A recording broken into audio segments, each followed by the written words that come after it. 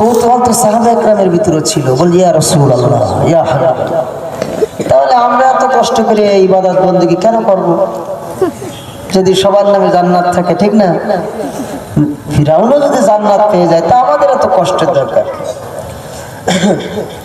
নবী আলাইহিস সালাতু ওয়াস সালাম বললেন, শোনো, জান্নাত তার নামে আছে, কিন্তু জান্নাত তো তাকে কামাই করে নিতে হবে। তাহলে জান্নাতের মালিক কেমনে বুঝবো? বলল, শোনো, যেই ব্যক্তিকে আল্লাহ তাআলা দ্বীনের কাজ করার তৌফিক দান করেন, মনে রাখবে সেই জান্নাতি মানুষ। বলে সুবহানাল্লাহ। আল্লাহ তাআলা তো আমাদের এই ঠান্ডার ভিতরে, আজকে একটু ঠান্ডাই মনে হচ্ছে, এই ঠান্ডার ভিতরে আল্লাহ তাআলা বসাই রাখছে। হাজারো মানুষ রাস্তাঘাটে আছে না না, দোকানপাটে আছে না না, বলেন তো এই রাস্তা আগামীকাল থাকবে কি থাকবে না? এই দোকানপাটের যে বাদাম অথবা ছোলা যা কিছু কিনতেছে, এগুলো আগামীকাল পাওয়া যাবে কি যাবে না? কিন্তু আল্লাহ তাআলা তাদের কবুল করে নাই, তারা আসতে পারতেছে না। কবুল করা লাগবে কি লাগবে না? আসতে পারতেছে। আমরা চলে আসছি, তার মানে আল্লাহ ঠেলে পাঠাই দিয়েছে। আল্লাহ তাআলা কুরআনুল কারীমে সূরা মুদাসসিরের সর্বশেষ আয়াতের ভিতরে বলেন, ওয়া মা ইয়াযকুরুনা ইল্লা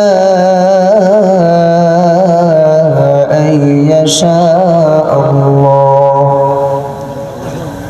এই দুনিয়ার মানুষ, আমার বান্দা বান্দি, আমি আল্লাহ সুবহানাহু ওয়া তাআলা যদি কাউকে তৌফিক না দেই, সে মাথায় টুপিটা পরতে পারে না, সে পাঞ্জাবি গায়ে দিতে পারে না, সুন্নতি লিবাস পরিধান করতে পারে না, সে মাহফিলের ময়দানে আসতে পারে না, সেই ব্যক্তি নামাজেও যেতে পারে না, রোজাও রাখতে পারে না, হজও করতে পারে না, ওই ব্যক্তি আল্লাহর হুকুম পালন করতে পারে না রে চাষলার মুসলমান ভাইরে আমার, পর্দার অন্তরের আমার।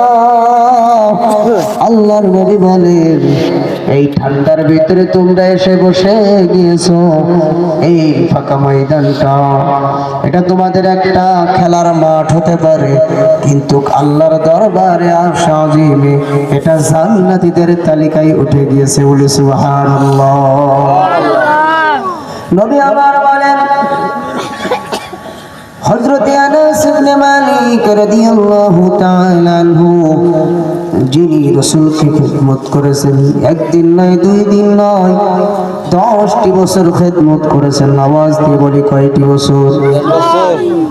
সুদীর্ঘ 10টি বছর খিদমত করেছেন। এই 10 বছরের খিদমতের সাহাবী আনাস ইবনে মালিক বলেন, ইদা মারারতু বিরিয়াদিল জান্নাহ আলা মারিয়াদিল জান্নাহ ক্বালা হিলাকুল যিকর। সুনানে তিরমিজির রওয়ায়াত, সুনানে আহমদেও বর্ণিত হয়েছে হাদিসটি। নবী আমার বলেন, ও চাষলা এলাকার মুসলমান রে, আমার পর্দার অন্তরের মা, যখন তুমি জান্নাতের বাগান অতিক্রম করবে, সেখান থেকে বেশি বেশি বেশি বেশি ফল ভক্ষণ করবে। বলে সুবহানাল্লাহ। সুবহানাল্লাহ বললে কি গুনাহ আছে? গুনাহ গুনাহ না সওয়াব? কেমন সওয়াব? ভাইরা আমার, জান্নাতের একটা ফাঁকা ময়দান বুখারীর ভিতরে এসেছে, আল জান্নাতু কিআন। নবী আমার বলেন, জান্নাতটা ফাঁকা ময়দান, আদ-দুনিয়া মাযরাআতুল আখিরাহ। দুনিয়াটা হলো তোমার ওই জান্নাতের ক্ষেত। কেমনে ক্ষেত হলো হুজুর? দুনিয়ার ভিতরে যদি কারোর 1 বিঘা জমি থাকে অথবা 1 শতক জমি থাকে, বলেন তো ওই জমিনের ভিতরে যদি কেউ ধান লাগায়, গম লাগায়, ওই জমিনের ভিতরে কি কেউ সরিষা পায় নাকি? সরিষা পাওয়া যায়? আম গাছ লাগাইলে জাম পাওয়া যায় নাকি? লিচু গাছ লাগাইলে যেমন নাম পাওয়া যায় না। ও চাষলার মুসলমান রে আমার, তুমি ধান লাগাইলে জমিনে ধানই পাওয়া, ঠিক কিনা বলেন? অনুরূপ ভাবে নবী আমার বলেন, ওই জান্নাতটা ফাঁকা ময়দান, ওই ফাঁকা ময়দানে তোমাকে গাছ লাগানো লাগবে, বিল্ডিং তৈরি করা লাগবে। দুনিয়ার যে জমিন তোমার আছে, যদি ক্ষেত ফসল না তুমি করো, বলো তো উজান ভিটায় জমিতে কি জন্মাই যায়? হয়তো গাছ জন্ম নেয়, আগাছা জন্ম নেয়, ওই আগাছাগুলো জমিনকে আস্তে আস্তে তার শক্তি পর্যন্ত খেয়ে ফেলে। নবী আমার বলেন, ও সাসলার মুসলমান রে, আল্লাহ তাআলা জান্নাতটা ফাঁকা ময়দান বানায় রাখছে তোমার জন্য। জমিন, ওই জমিনের ভিতরে তোমার বিল্ডিং করতে হবে, ওই জমিনের ভিতরে তোমার গাছ লাগানো লাগবে। কেমনে তুমি বিল্ডিং গাছ লাগাইবা? দুনিয়ার ভিতরে বিভিন্ন আমল করবা, বিশেষ করে গাছ যদি লাগাইতে চাও তাহলে বেশি বেশি সুবহানাল্লাহ, আলহামদুলিল্লাহ, আল্লাহু আকবার, লা ইলাহা ইল্লাল্লাহ জপো, সেখানে তোমার গাছ হয়ে যাবে।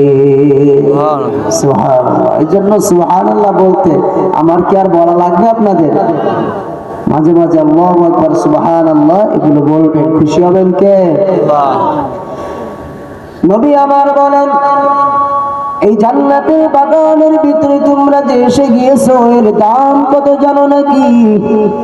দুইজন সাহাবী যারা সব থেকে বেশি হাদিস বর্ণনা করেছেন, হযরতে আবু হুরায়রা রাদিয়াল্লাহু তাআলা আনহু, হযরতে আবু সাঈদ খুদরি রাদিয়াল্লাহু তাআলা আনহু, উভয় সাহাবী হাদিসটি বর্ণনা করেছেন, বুখারী মুসলিমের রওয়ায়াত। নবী আমার বলেন, তোমরা বিভিন্ন জায়গা থেকে, বিভিন্ন বংশের, বিভিন্ন গোত্রের, বিভিন্ন এলাকার মানুষ আজকে এই কোরআনের মাহফিলে জমা হয়ে গিয়েছো। এই জমা হওয়ার ভিতরে কত দাম তোমাদের হয়েছে জানো নাকি? লা ইয়াকুদু কওমুন ইয়াযকুরুনাল্লাহ ইল্লা হাফাতুহুমুল মালাইকা ওয়া গাশিয়াতুহুমুর রাহমা ওয়া নাযালাত আলাইহিমুস সাকিনাহ ওয়া যাকারাহুমুল্লাহু ফী মান ইনদা। নবী আমার বলেন, ও চাষমালাকার মা,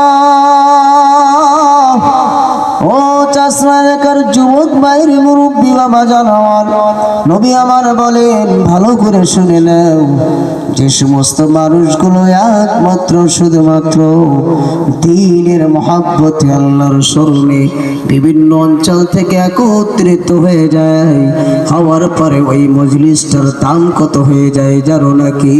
ওই মজলিসের ভিতরে খাস আরশ আজিম থেকে রহমতের সকিনা বর্ষণ হয়। সুবহানাল্লাহ।